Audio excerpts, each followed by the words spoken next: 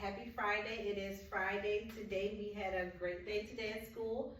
It was Wear Pink Day. Everybody got to wear pink and everyone was super excited about it. So it was a great day today. It was also a short week on this week because we only were here on Thursday and Friday. But we managed to get in 2 lessons. Today is the second session of lesson 7. So that's what I'll be going over today. Just a couple announcements before I jump right on into it. I am actually going to be doing something fun on this video. I decided to, because my kids are such awesome kids and they've been working really hard and grades have been really good, I am going to do a raffle. So I'm going to give away 3 things. I'm going to give away a microphone. It's a golden microphone, and it's a karaoke microphone where it can do many different things. So I'm going to give away this, and I'm also going to give away a Raising Cane's gift card, and I'm going to give away a McDonald's gift card. I told the kids already about this, so they are looking forward to putting their name in that raffle. So how this is going to work is that you have to watch the video today, or some point up until Sunday at 8 o'clock, that 8 o'clock Sunday night. So you watch the video. I'm going to give you a keyword. Be listening, because I'm going to say that keyword, and when I say that keyword, you have to either comment in the comments on YouTube, or you can send me a message in PBIS, whichever one you prefer. Once you send me, or you can even email me, because some of the kids ask me for my email. Once I get their keyword, it has to be the correct keyword, then I'm going to put your name into my raffle. Now the raffle is going to be pulled on next week. So when I pull the raffle, if your name gets pulled, and it's going to be a random draw that I'm going to put your name into a spinner, and the spinner is going to pick out your name randomly. So that's how I'm going to pull the names. I'm not going to personally pull it myself. I'm going to let the computer do it for me. So it's more fair. So make sure, parents, you send me that keyword. So it's going to be a partnership. This is going to be a partnership for the students to watch the video and get some homework help. And then it's also a partnership for the parents to engage with me and send me a keyword. So I hope everybody has fun with this, and good luck to everybody who sends me the keywords. I wish I could give it to everybody, but unfortunately I just have 3 prizes, so I'm going to give it to 3 lucky people. And I'm excited about it, and the kids are really excited about it today too as well. I'm going to keep doing these things ever so often just to make sure that I want to reward my kids and show them that I appreciate them as much as you appreciate the videos that I am making. So let's go ahead and jump into it. So today's lesson is lesson 7. And today we did session 2. So we focused more so on multiplying with 7 today. We did do more of the break apart. So this lesson is pretty much going to be about the break apart strategy. Remember, when we have a big equation that we don't know yet, because we're just starting our 7s, then we can break it up into something smaller to help us figure it out. And then once we break it apart, when you break something, you try to glue it back together. Well, then we got to put it back together. And I told you on yesterday, I called my putting it back together the glue. And the glue is the addition sign. So then we have to add our products together. Vocabulary word, product is the answer to a multiplication equation. So then we're going to add our products together and get the answer for the bigger rate. All right. So let's go ahead and jump right on in it. So let's look at page 163. That is the beginning of our homework with number 1. Number 1 says, use the array to the right. This is the array on the right to answer problems 1 through 4. Okay, let's do that. So number 1 says, how many rows and columns are in the array? Fill in the blank. Okay, so remember we had a discussion about the arrays, and I told you what the rows look like, and I told you what the columns look like. So that's basically what they're trying to get you to practice again on what rows are and what columns are. So let's look at this. So when I told you about rows, rows go left to right or side to side. These are the rows. They go left to right or side to side. And then when we talk about the columns, they go up and down. These are the columns. So when I look at this, when it asks me how many rows, I count how many rows that are going side to side. So I have 1, 2, 3, 4, 5, 6 rows. So I'm going to put 6. All right, now let's go to the columns. For my columns, I'm going to count how many are going up and down. I have 1, 2, 3, 4, 5, 6, and 7. So I have 7 columns. All right, now we have done number 1. Let's move on to number 2. Number 2 says circle columns to break apart into 2 parts. So they're telling us that they want us to break apart the columns. Remember, the columns are going to go up and down. So that's what they want us to break apart. So when we draw our line is going to go up and down. It's not going to go from side to side because then we're breaking apart the rows. And then it asks us to break apart the rows. It asks us to break apart the columns. So we're going to draw a line going up and down. So let's read it again. It says circle columns to break apart into 2 parts. So let's go ahead and circle the columns to break it apart. I'm not going to circle it. I'm just going to go ahead and draw that line down the middle like we always do. So I am going to break it apart into, let's do 4 and 3. So my line is going to go straight down here. Now, this side has 4 and this side has 3. So basically what I did was I took this 7 here, and I broke it up into 4 and 3. And 4 and 3, when I add it back together, because remember when we break things apart and we put it back together, it should make us whole again. So my whole is 7. So when I break it apart into 4 and 3, I can always add them back together to give me that 7. So that's why I broke it apart into 4 and 3, because it equals 7. All right, so we have broken apart. We've done number 2. Let's go to number 3. So number 3 says, write multiplication facts to show the total of each part of the array. Okay, so let's go ahead and write the multiplication facts. So this is something we've already been doing. This is nothing new. It's just more practice of the same. So on this side of the array, if I was to write a multiplication fact for this, remember, we write them with rows and columns, the numbers of the rows and columns.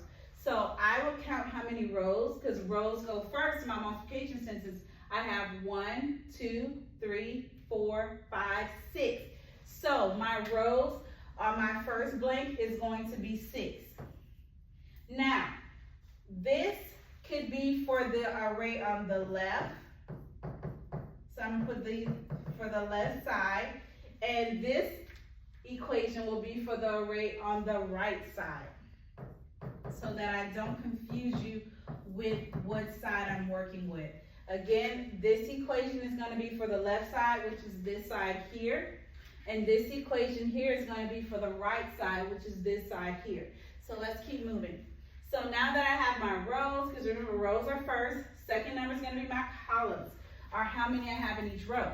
So I have 1, 2, 3, 4 columns, or 4 in each row. So this is going to be 4. Okay, now the reason why we break apart is that we can break it into numbers that are easy for us to work with. 4 is easy for us to work with. 6 is easy for us to work with because we've been practicing our skip counting with those, the 4 and the 6. We had another skip counting exercise to do today in class, and the kids did really well with it. So kudos parents for working with them in the skip counting. You guys are doing an amazing job with that.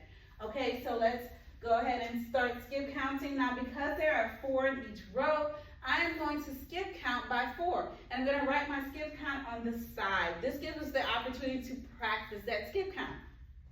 So let's go ahead and skip count by 4. This is 4, 8, 12, 16, 20, 24. So now I know the total, or the product, is 24. Okay, so we have done one side. Let's go ahead and go to the second side. So when I go on the right side, we've done the left side, let's go to the right side. So we're gonna do the same process. We're gonna start with our rows. So let's count the rows on the right side. There are 1, 2, 3, 4, 5, 6. So this is 6 rows. Okay, now let's go ahead and count the columns, or how many we have in each row. Well, I have 1, 2, 3. So I have 3 in each row, so that's going to be my second number. So now we can skip count to figure out the product again. So we look to see how many we have in each row. Well, we have 3 in each row, so, and this number told us 3. So we're going to skip count by 3. This gives us the opportunity again to practice our skip counting by 3. So let's go ahead and start doing that. We have 3, 6, 9, 12, 15, and 18. So now we know the total of the right side, or the product of the right side, is 18. All right, we have wrote our 2 multiplication equations for both sides of the array. Again, this is the left side and this is the right side. This is the left and this is the right. So let's go on to number 4. Number 4 says, how can you use your answers from problem 3 to find the product of 6 times 7? Explain. Okay, so they want us to use what we got in the answers from, or the products from problem 3, to help us find 6 times 7, because that's what we're trying to figure out. So I'm going to write what they're trying to get us to figure out. 6 times 7.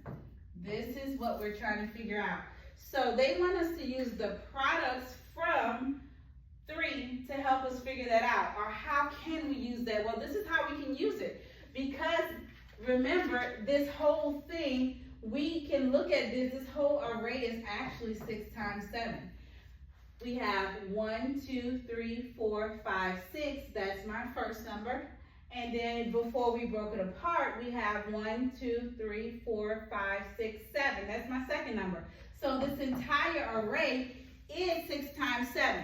And what we did was we broke it apart. So we can use the products from the break apart and glue them back together with our addition sign and get the total of 6 times 7. So let's go ahead and do that.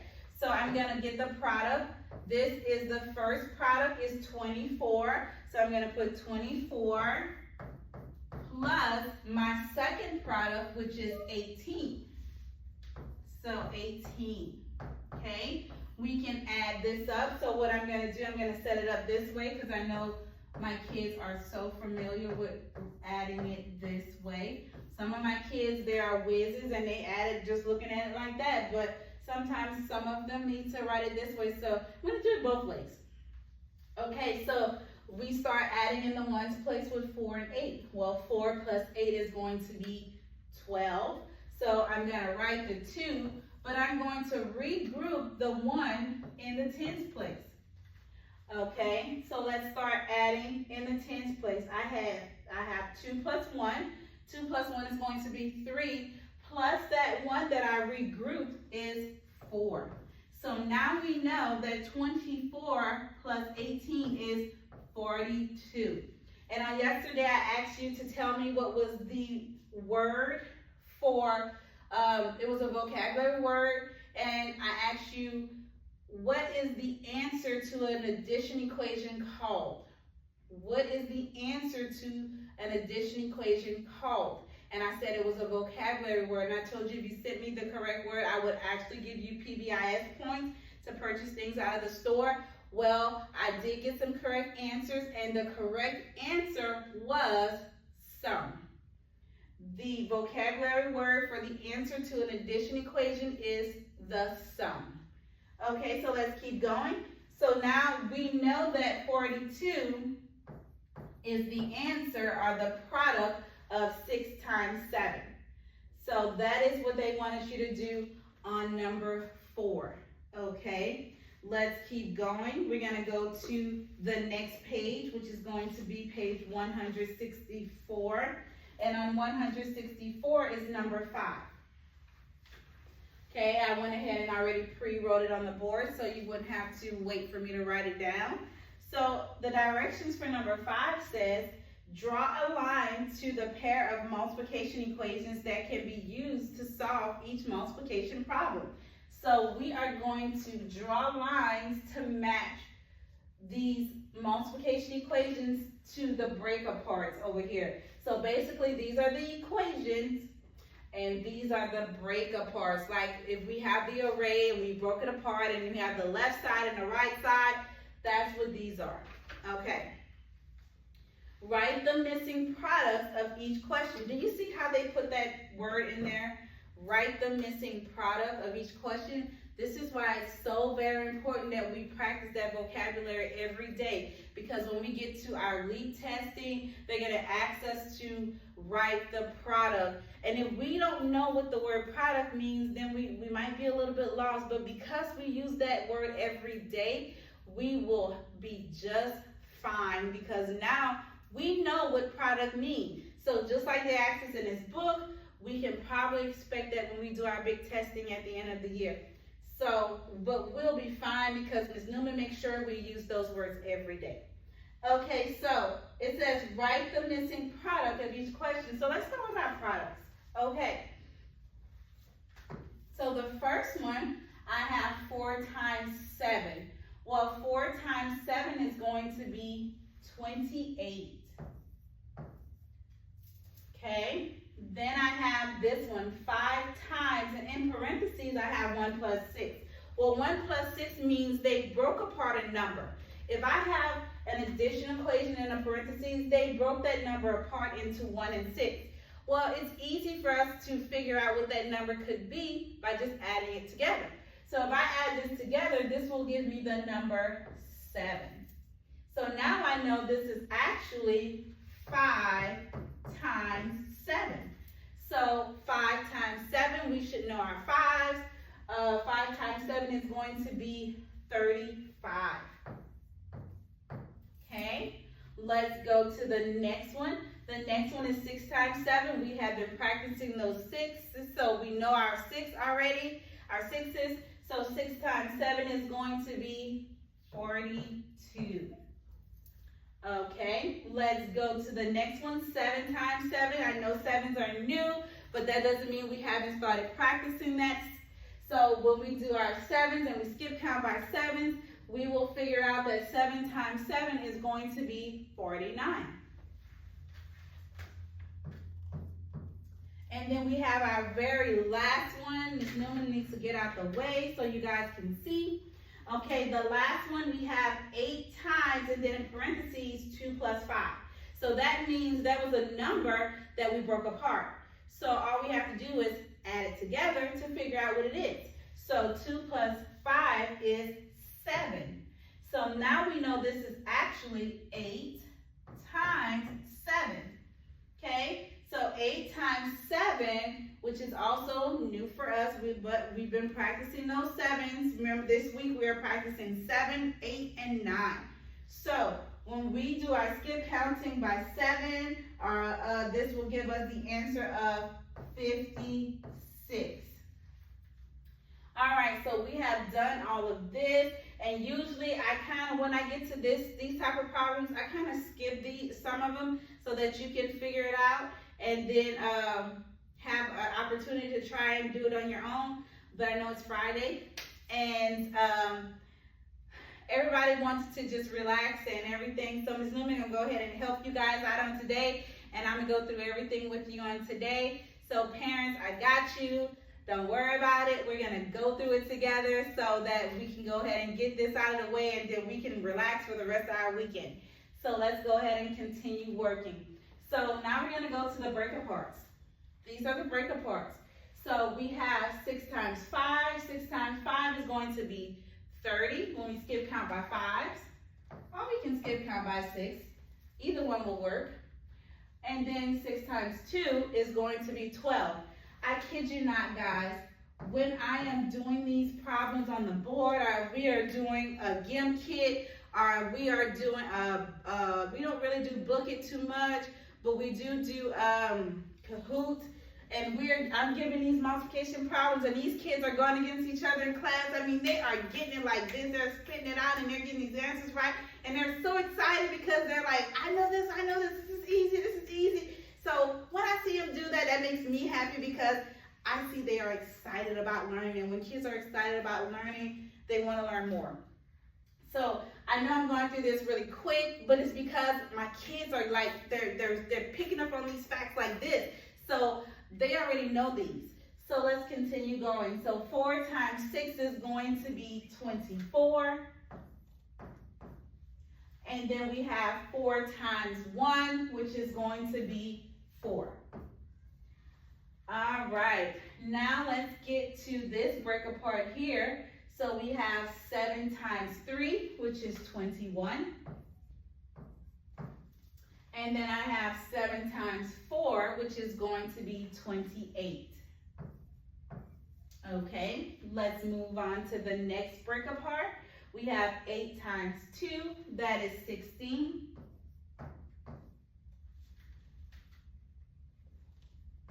All right, then I have 8 times 5, and that is 40. Okay, and then the last set of break aparts, we have 5 times 1, that is 5. And 5 times 6, that is going to be 30. All right, so we have done all our facts, and now all we have to do is we're gonna do the glue thing again, add our break apart together to figure out which one matches the equation on this side. So let's start with our first break apart over here. So for this break apart, I have 30 plus 12. Well, 30 plus 12 is going to be 42. Okay, 42. So now I'm going to go down here and find which one it has 42, and it's this one, 6 times 7. So that means this is my matching one, and my line will go there. And how do I know it's the matching one? Well, the 6, they have a 6 in the front, so the 6 stayed the same, but it looks like to me they broke apart the 7 into 5 and 2, which is where the 5 and the 2 came from. So that's another way to check to make sure that we are on the right track. Let's go to the next break apart. So we have 24. Let's use our glue, the addition sign, and add the 4. Well, 24 plus 4 is going to be 28. So now I'm going to go here and see if I found it in our very first one. And again, we have 4 in the front. So that means that matches, but it looks like they broke the 7 apart into 6 and 1. That's where they got that from. And if I add the 6 and 1, that gives me the 7. So now I know for sure that's my match. Okay, let's continue going to this break apart. So I have 21 and 28.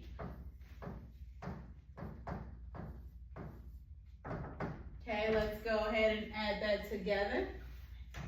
Okay, I have 21 plus 28. This will give me 49.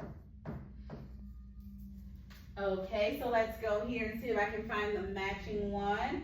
And I did. It is 7 times 7. And again, let's look at our first number. The first number matches with the 7. But this 7 looked like they broke that up into 3 and 4, which is the 3 and the 4 here. If I add it back together, it will give me that 7. So now I know for sure that is my match. Okay, let's go to the next set of break apart. This is the 16 plus 40. 16 plus 40 is going to be 56. All right, so let's go find that. Oh, and it's right here at the bottom. So with that one, Let's look. I have the 8, and these have 8s. And look, the 2, that's my 2. The 5, that's the 5. So I know for sure this is my match. Then we're gonna go to the last break apart, which is the 5 and the 30. I'm gonna add that together. And remember, these are products that I'm adding together. So 5 plus 30 is going to give me 35. So let's look for that 35. It is the last one left, but I like to double check. Ms. Newman she's good for a check. I love a check because when I check, I know I'm good. So this is going to be a 5, and this is my 5. And then here's the 1, so that's my 1. And then a 6, and that's my 6. So my check is good. And I am going to draw my line to that. And now everything has been matched. I have all my products, and everything is good. That is exactly what they asked me to do in my direction. And I'm ready to move on to the last one, which is number 6. You are doing so good, guys. This is our last problem. So it says, the art teacher has 9 crates of art supplies for the class.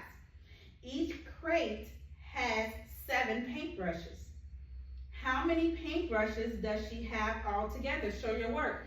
So with this, I like to tell the kids to circle. First I ask them, what is this problem about? They'll tell me, oh, Miss Newman, it's about the art teacher. And some are saying, oh, we're trying to figure out how many paintbrushes they have. So they give me all kind of different answers, and all the answers that they're telling me are correct because it is about all those things. Then I like to ask them, okay, circle, why don't you circle your important numbers? And then they'll circle the 9 crates, and then they'll circle the 7 paintbrushes. And I tell them, well, go ahead and underline the question, because if I underline that question, that gets me to realize, hey, this is what I'm trying to solve. If I circle those important numbers, that tells me, hey, this is important. Make sure I pay attention to this number. So that's why we do those strategies like that. Okay, so then I ask them, well, who can tell me, what are we trying to solve here? And they'll say, well, Ms. Newman, we're trying to solve 9 times 7. And that is correct. That is exactly what I'm trying to solve. So this problem is 9 times 7. It is 9 times 7. So then I'm like, well, guys, this is a story problem or a word problem, whichever word you prefer, story or word. I say usually when you do a story or word problem, they need a drawing. So what kind of drawing can we do? And someone say, I like equal groups. Someone say, oh, I like the arrays. So I said, well, do the drawing you prefer. But Ms. Newman, for this one, since we've been working with arrays for quite some time now, I'm going to go ahead and do an array. I did see some of the kids start their homework and they did equal groups. That is perfectly fine. It'll still give us what we need. So I'm going to do the equal groups. So for my equal groups, I'm going to do 9 rows. For the array, I'm going to do 9 rows with 7 columns, or 9 rows with 7 in each row.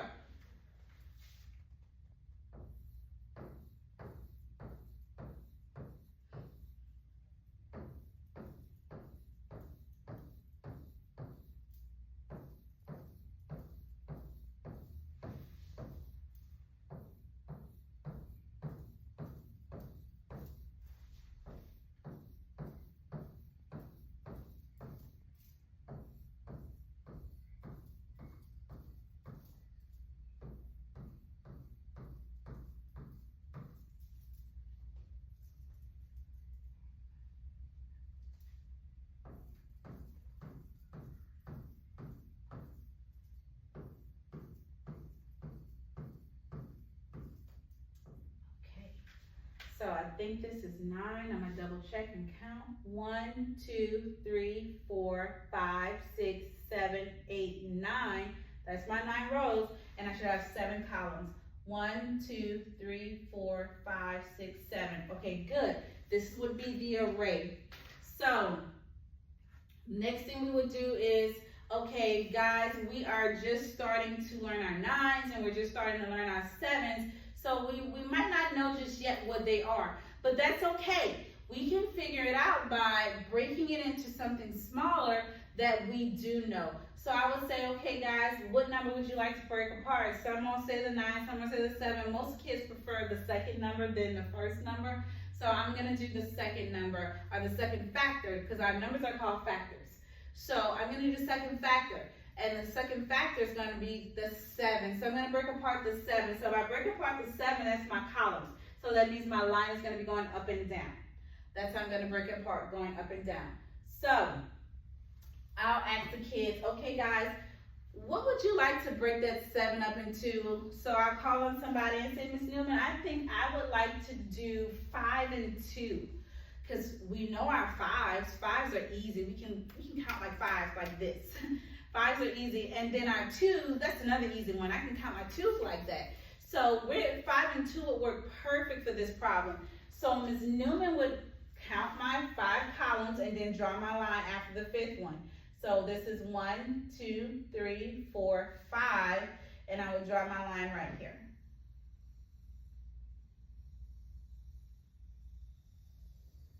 All right, so now I broke my 7 up into 5. The left side has 5, and then 2. The right side has 2. Okay, so let's go ahead and start setting up that equation. So what Ms. Newman is going to do is she's going to write it over here. So I'm trying to find 9 times 7. Okay, this is what we're trying to figure out. But we're going to break it up into 2 separate arrays and make 2 separate equations. So I'm going to do blank times blank plus, this is going to be for my left side. So I'm going to go ahead and put left side underneath. And then I'm going to put the blanks for my right side. So parentheses, blank times blank. And this will be for my right side. All right, so let's go ahead and solve this. So for the left side, so I need to figure out what the multiplication equation is going to be. So when I look at this, remember, rows go first. So I have 1, 2, 3, 4, 5, 6, 7, 8, 9 rows. So that means 9 is going to go first. Okay, let's look to see how many columns or how many I have in each row. I have 1, 2, 3, 4, 5. That's that 5 we broke it up into. So this is going to be 5. All right, so now let's go ahead and do the equation for the right side. So if I do my equation for the right side, let's count my rows because rows go first again. That's going to be 1, 2, 3, 4, 5, 6, 7, 8, and 9. So 9 rows again, 9 goes first. Now let's count our columns, or how many we have in each row. That would be 1, 2. All right, so we have written the equation for the left side and the equation for the right side. The next step would be to find the products of these equations. So Ms. Newman is going to go ahead and write the lines for that. So this is going to be the product for the left side, and then this is going to be the product for the right side. I'm sorry, guys. That was Mr. Knox. That's Coach K, guys. How y'all doing? I don't know if they can see. You got to come in a little more. I knew that you were doing that. There you go. The Knox came in on me. Have a good weekend. You too. I'm almost finished here. Okay, so this is going to be the product line for the left side. So I'm going to put left side again here.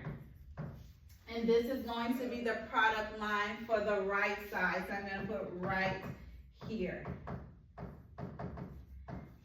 All right, so let's go ahead and find the product for the left side. So we can do that by doing a skip count. Remember, we're practicing our skip counting, so that means I'm going to be skip counting by 5s because I have 5 on each row. So let's go ahead and do that. So this will be 5, 10, 15, 20, 25, 30, 35, 40, 45. So now I know the left side has a total or a product of 45. Put it on my line. Let's do the product for the right side now.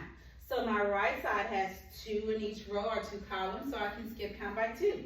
So let's go ahead and do that. This is 2, 4, 6, 8, 10, 12, 14, 16, 18. So now I know the total of the right side is going to, or the product is 18. So I'm going to put 18 on my line. So the next step is now just to go ahead and add this back together. So we're going to add it back together to get our actual product of the big array, the array that we broke apart. Because remember, we broke it apart into a left side and a right side, 2 small arrays. Now we got to glue it back together with that addition sign. This is the addition sign here. So let's go ahead and glue it back together and add it up. So this is going to be 45 plus 18. Ms. Newman will set it up on the side so we can go ahead and add it. 45 plus 18. Okay, 5 plus 8 is going to be 13. So I'm going to write my 3. And then I'm going to carry the 1, or regroup the 1 in the tens place. So let's add our tens. 4 plus 1 is going to be 5, plus that other one is 6. So now we know the answer, or the product, is 63. So we can go all the way up back here, because this is what we were trying to figure out. We glued it back together, it's back together. Now we know what 9 times 7 is. 9 times 7 is 63. And that is it for today, guys, with our homework. I hope I didn't keep you too long. I was trying to make it quick because I know it's the weekend and everybody just wants to relax, including Ms. Newman. Okay, so remember, I told you I was going to give you a keyword, and that keyword is this word. It is terrific. My keyword is terrific. And the reason why I picked terrific, because I feel like I have some really, really, really terrific third graders. You guys go above and beyond with your grades, and I absolutely love it. I love how you push each other, you help each other out, and we just gonna keep moving along together as a class and keep learning and growing together. So again, the keyword is terrific. And when I say terrific, I want you guys to have a terrific rest of your weekend, because I am going to have a terrific weekend as well. So I will see you guys on Monday. Don't forget to send me that keyword. You have until Sunday at 8 p.m. That is the deadline. You have until Sunday at 8 p.m. Have a great rest of your day and have a terrific weekend. Bye.